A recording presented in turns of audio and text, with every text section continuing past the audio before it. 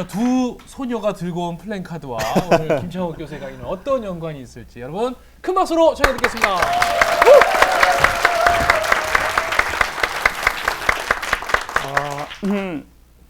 그럼 사람들이 자기가 갖고 있는 것을 평상시에 갖고 있는 거를 무대에 서서 100%를 하는 사람이 있고요.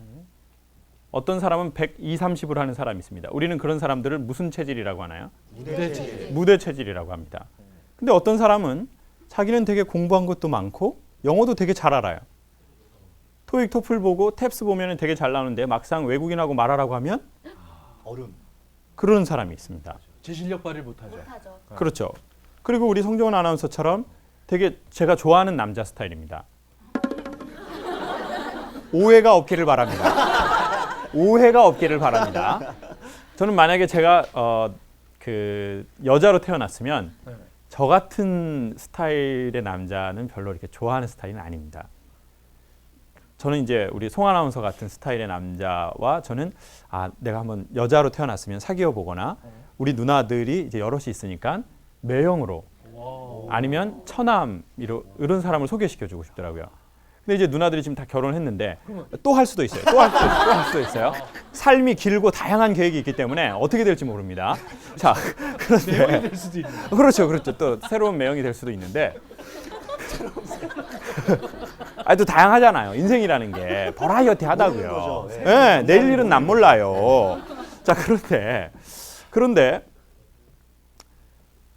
우리 송 아나운서처럼 되게 훈남인 사람이 되게 평상시에 말도 잘하는데 제가 보기에 우리 송정은 아나운서가 연애를 조금 늦춰지는 이유가 자기가 마음에 드는 여성을 나타나면 제가 보기에 적극적으로 이렇게 좀 잘 이걸 못하는 것 같아요. 여자들 앞에 딱 맞서 그러니까 이제 서면. 그렇죠. 실제 딱 이렇게 하면 이렇게 평상시에 좋은 이런 느낌보다는 뭔가 이렇게 자기의 능력을 그렇게 탁탁 발휘하는 사람이 있다고요. 남자도 보면 별로 외적으로 그렇게 매력이 없는 것 같은데 여자하고 관계가 딱 이렇게 시작되면 탁탁 이렇게 이끌어가는 사람이 있다고요. 주도적으로 뭐 이렇게 사모님 돈 좀 꿔줄래요? 이렇게 딱 해요. 있단 말이에요. 있어요. 예? 경험해 봤나요, 여성분들? 있잖아요. 그런 그지 같은 놈을 조심해야 된다고요. 그런데 되게 뭔가 이렇게 갖고 있는 거에 비해서 잘 못하는 사람들이 있어요. 그리고 못하는 경우가 있습니다. 되게 중요한 오디션에서, 중요한 방송에서.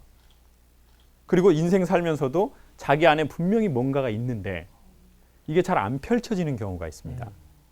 근데 그렇게 자기 힘이 없지 않는데 있는데 이걸 못 펼치는 가장 큰 경우 중에 대표적인 게 하나가 인간은 자연스럽지 않으면 자기 능력을 잘 발휘하지 못하게 되어 있습니다.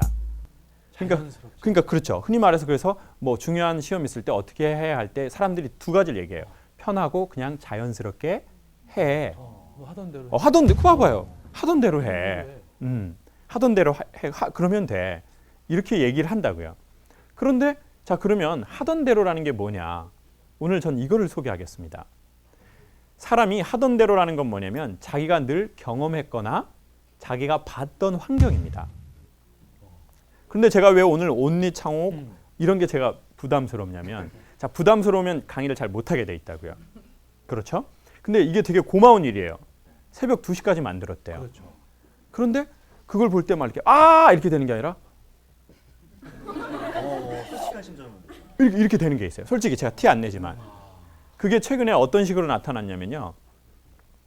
제가 그 출판 기념회를 저번 주에 했습니다.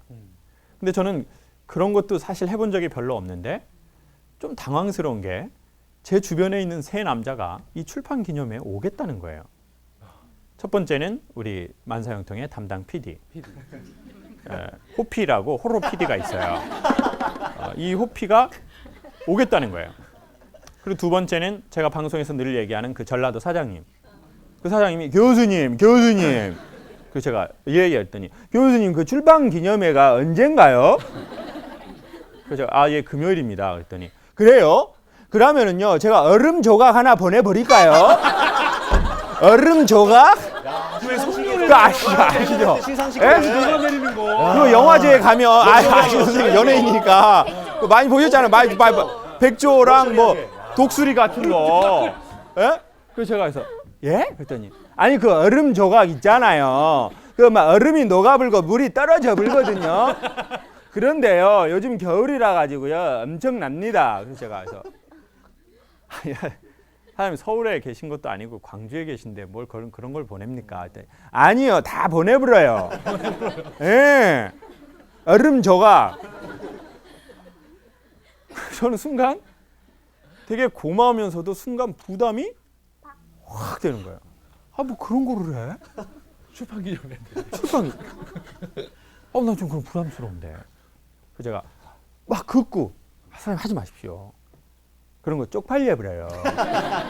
하지 마세요. 그리고 뭘 그 얼음 조각을 해버려요. 예? 그러더니 또 이제 우리 오종철 선생님이 이제 저랑 또 되게 오래 있었잖아요. 그래서 그랬더니 전화가 오신 거예요. 선생님, 제가 그날 제가 급한 일정이 있어서 못 갔는데 선생님 되게 죄송합니다. 근데 사실 저는 이게 뭐 이렇게 나를 챙겨줄 일인가? 속으로 이런 생각이 드는 거예요. 그리고 어떤 일이세요? 그랬더니 무슨 뭐 행사가 있겠죠. 앵벌이죠, 앵벌이. 예? 결국은 그 맞죠? 그럼요. 앵벌이었어요. 그래가지고 이제 앵벌이를 해야 되니까. 근데 그래서 전 당연하다고 생각해요. 근데 이렇게 전화를 걸어주신 게 부담이 되는 거예요. 여러분, 다 좋은 일입니다. 전 심지어 제 결혼식에요, 친구들 거의 안 불렀습니다. 그게 왜냐면 뭘 자꾸 이렇게 친구가 와서 축하해주고 이러는 게 부담이 되는 거예요. 근데 정말 친한 친구였어요. 지금은 목사님이 된 이제 친구인데, 그랬더니 어느 날 이 친구가 제가 결혼한 걸 나중에 알은 거예요. 그 자기를 안 부른 거죠. 그 친구는 일산 살고 전 서울 사는데. 근데 저는 이제 그게 왜 안 불렀냐면 계속 연락이 된 게 아니라 계속 이렇게 친하게 지냈다가 몇 년 동안 연락이 안 됐는데 제가 갑자기 결혼한다고 하면서 오라고 하면 그 친구가 얘가 그런 것 때문에 연락했나, 이때까지 연락도 안 하고, 이제 그럴까봐 걔한테 부담을 줄까봐 제가 안 한 거예요. 그런데 이제 그 친구가 잘 안 삐지는 친구인데 삐졌더라고요. 그래서 야, 창우가 할렐루야, 할렐루야, 할렐루야가 할렐루야 이렇게 돼야 되는데, 할렐루야, 주님이 너희 가정을 축복하셨으면 좋겠어. 싸가지 없는 너의 가정을. 의리는 눈꽃만큼도 없고 섭섭해. 그 친구가 한 번도 저한테 섭섭해 뭐 그래 그런 얘기 한 적이 없는데, 제가 승현인데, 승현아, 기회가 이번만 있는 게 아니잖아. 승현아, 인생이 어떻게 될지 몰라. 다음에 뭐 아이를 낳거든 그때 와서 기도를 좀 해줘. 그걸 또 이 다음에 아이로. 예. 우리 자꾸 다른 걸 상상해요. 뭘 생각을 했나요? 저도 이번 건 못 가서 다음 건 꼭 가야지 이런 생각을 했어요. 그런데 미안하더라고요. 그래서 제가 이제 생일이 이제 오늘 이제 어제 오늘인데, 이제 그 날짜가 잘못돼서 이제 어제로 아신 분이 우리 전에부터 이게 팬이신 분이 저 아까 대기실에서 케이크를 갖고 오신 거예요. 그래가지고 케이크를 불고. 근데 저는 너무 고마우면서 나 이거 부담스러워. 그리고 왜 케이크만 주는 건가?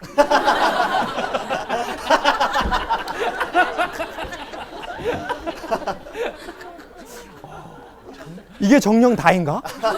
이게 단가? 여기 단가? 오니 케이크? 저건 내가 다 먹을 수도 없는 건데. 그래가지고 케이크 박스 밑에도 좀 열어보고. 서프라이즈? 뭐가 있나? 그러면서 부담스러워 이런 생각이 드는 거예요. 그래서 오 선생님도 아까 우리 방송하기 전에 제가 자꾸 귀에다 대고, 선생님 음력으로 세는 거예요? 양력으로 세는 거예요? 근데 저는 솔직히 저희 집은 음력, 양력 그런 거 다 잘 안 세요. 그리고 제가 그 원인이 무엇인지를 알아냈어요. 제가 어렸을 적부터 저희 집은 이렇게 뭐 행사를 하거나 이벤트 하는 문화가 전혀 아니었어요. 누구 생일 뭐 생일이라고 해서 이렇게 뭐 케이크 뭐 하고 뭐 불고 뭐 이런 게 아니라, 이제 뭐 집안에 항상 이렇게 뭔가 이렇게 평화로운 그런 스타일은 아니었기 때문에, 그래서 제가 엄마한테 엄마 나 이거 케이크 사서 생일 축하해줘. 그러면 엄마가 그래 우리 사랑하는 아들 이렇게 하는 게 아니라 아따 저 대모지리 같은 놈. 모지리 같은. 뭔 생일이야? 약간 이제 이런. 그래서 제가 엄마를 이해하는 게 있었어요. 우리 집은 돈도 없고 막 케이크 불고 이러는 집 아닌 집 있습니다. 나는 좀 그런 집 아닌 집에서 살았다. 뭐 때 되면 막 케이크 불고 막 축하하고 막 폭죽 막 아빠 눈에다가 쏴버리고 막. 아니 솔직히 그런 집에서 자란 사람 손 한번 들어보세요. 우리는 때 되면 막 축하하고 챙겨준다. 막 챙겨주고 막 가족끼리. 요즘 젊은 내리시고 분들은 다 우리 집은 솔직히 그런 문화는 아니었다. 봐봐요. 어둡잖아요. 표정이 어둡단 말이에요. 표정은 어둡고 살은 많이 쪘단 말이에요. 예? 성종훈 아나운서는 그런 거 챙기는 그래도 아버님 목사님이시니까요. 그런데 저희 집도 네. 좀 그런 거를 좀 나쁘끄러워했었어요. 좀 간지럽기도 하고. 맞아요. 그 네. 답이에요. 네. 나 부끄러워한다는 거예요. 네.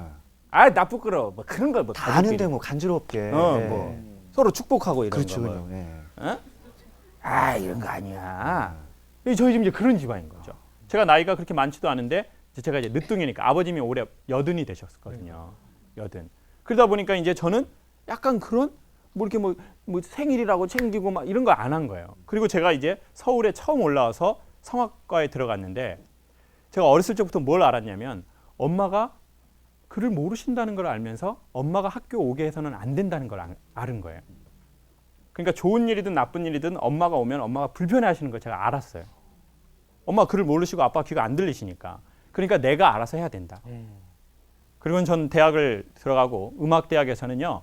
처음에 들어가면 신입생 연주회를 합니다. 1학년이 들어와서 발표를 하는 거예요. 한 명씩 다. 근데 이제 저는 엄마를 못 부르겠는 거예요. 왜냐 엄마는 제주도에 계시고 엄마 아빠가 돈을 내서 오는 게 엄마 아빠한테는 큰 부담이라는 걸 제가 이제는 25이 돼서 알고 있었거든요. 그래서 저는 이제 얘기를 안 한 거예요. 연주에 있다 이런 것도 얘기 안 하고 그리고 이제 혼자 부른 거예요. 이제 끝나고 이제 사람들끼리 다 가족들끼리 왔을 거 아니에요. 이제 막 뭐 가족들 오고 여자친구 오고 그전 여자친구 오고 뭐 엉망진창이야. 엉망진창. 뭐 법석이야. 근데 이제 저는 이제 혼자 그냥 노래하고 제가 또 병원에 제가 3번을 입원했는데 제가 그때도 스스로 생각이 들었죠. 죽을 병이 아니면 엄마한테 연락해서는 안 된다. 그래서 이제 병원에서도 또 혼자 새벽에 이제 입원했는데 이제 그 장염하고 위염이 되게 심해서 이제 이렇게 배를 이렇게 움켜쥐고 응급실에 실려갔는데 이제 할머니가 이렇게 덮어주면서 가족은 없수 그러더라고요. 제가 아닙니다. 어머니가 스리랑카에 계셔요. 한국에 일하러 왔어요. 한국에 노동하러 왔다가 성악을 하게 됐습니다. 아이고. 그리고 이제 얘기를 안 했어요. 이게 습관이 되고 이게 그렇구나. 길들여져 버리고 이게 제 몸에 배겨 버린 거예요. 그래서 이제는 누군가가 저를 지지하고 응원하는 것이 되게 고마운 일이고 감사한 일이고 그러니까. 예? 그 그러니까 얼음 조각을 보내는 것이 있을만한 건데. 예, 엄청 기쁜 일이고 내가 결혼하는 게 축하받을 일인데 저는 이제 누군가가 나를 축하해 주는 것이 너무 어색한 거예요. 불편하고.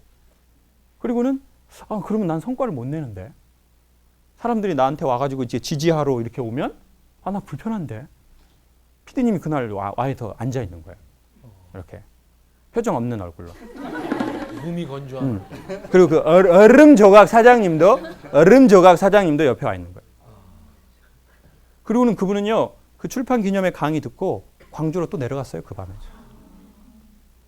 그래서 제가 속으로 정말 감사하다 이런 생각이 드는 게 아니라 나랑 사귀자는 건가? 어떻게 저렇게까지 하시지? 왜 이렇게 하는 거야? 이거 뭐야? PD 저놈은 왜 온 거야? 저 미친놈 왜 온 거야? 우리가 그런 사이야? 왜 오냐고? 그러니까 이제 사람이 좀 이렇게 된 거예요.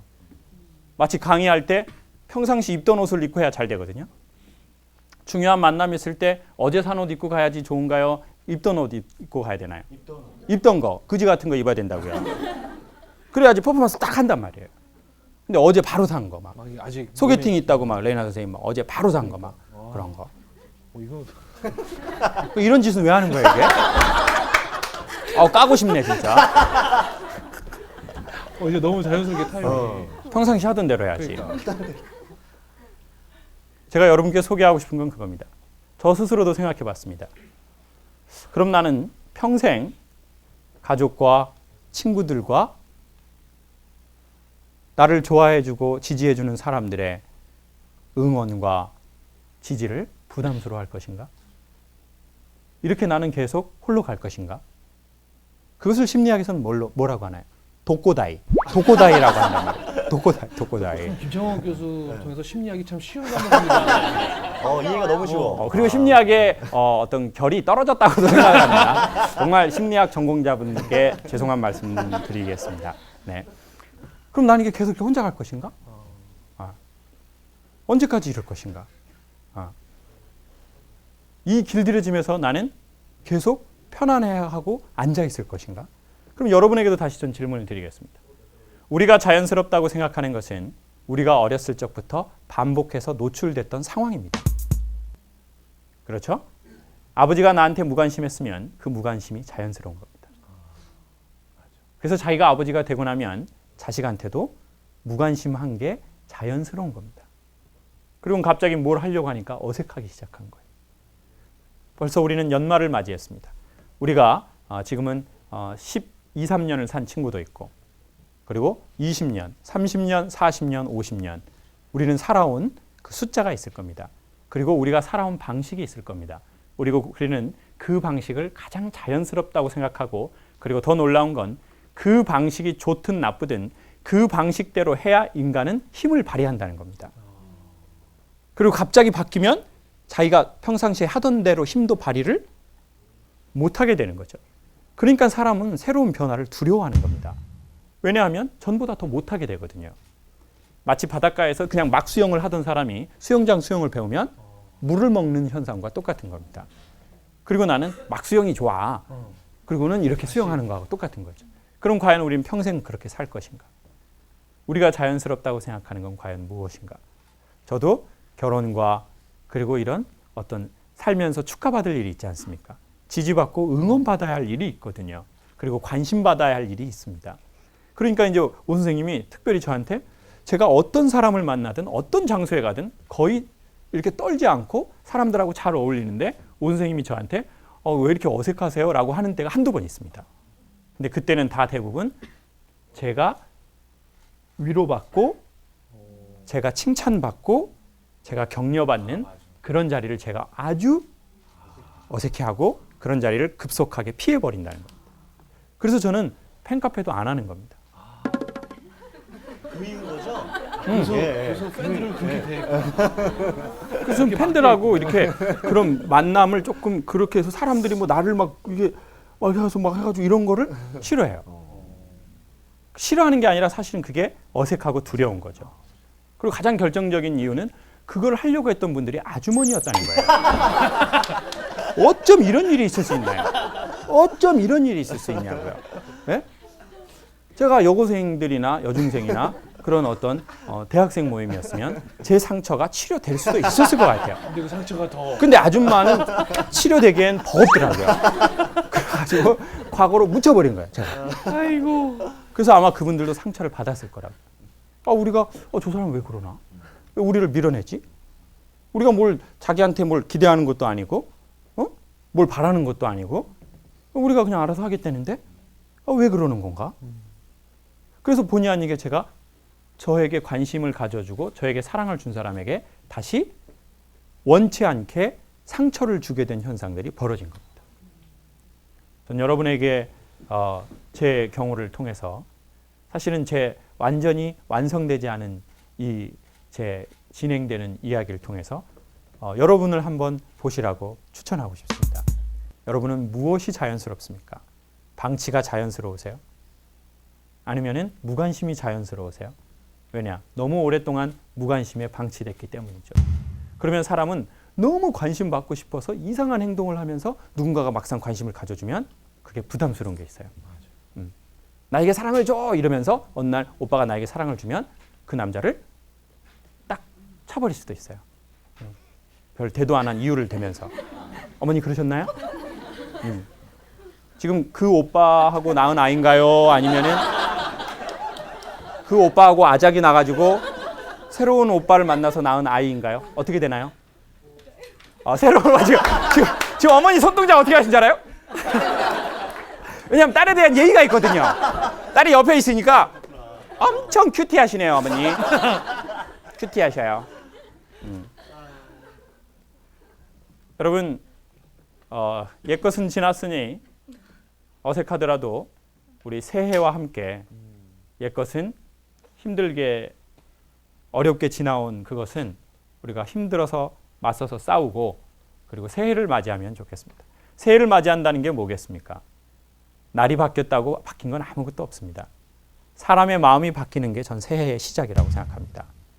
그리고는 우리는 전해에 어떻게 살았는지, 어떤 길들이즘에 익숙해져 있었는지, 그리고 그게 나쁜 방법이었는데도 그것이 마치 자연스러운 양 어떤 방법대로 살아서 의도치 않게 우리의 가까운 사람들에게 상처를 줬는지, 그리고 왜 우리가 그렇게 하게 됐는지 우리를 또 다독거리고 또 우리를 격려하고 또 주변 사람들과 좋은 관계를 맺으면서 한 해를 마무리하고 새로운 한 해를 시작하면 좋겠습니다. 이 밤에 여기에 찾아오신 여러분들이 그 용기를 이미 보여서 있는 자리를 떠나서 여기에 오셨다고 생각합니다. 그 용기대로 다시 한번 시도하고 새로운 한 해를 맞이하면 좋겠습니다. 감사합니다.